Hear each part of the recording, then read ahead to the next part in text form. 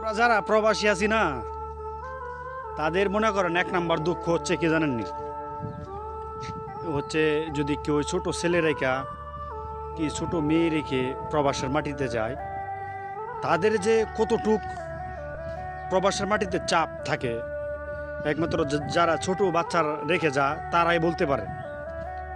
যেরকম আমি নিজেরই বুঝি, আমি প্রবাস থেকে দেশে আসার আগে আমার ছেলে বলতেছে, আব্বু তুমি যখন এয়ারপোর্টে আসবে আমি তোমার কান্দে চড়বো। ওর যে অনুভূতিটা আর আমার অনুভূতিটা, এটা কাউকে দেখানোর মতো না। ঠিক এমনই প্রবাসীরা মনে করেন যত কষ্ট করুক, প্রবাসের মাটিতে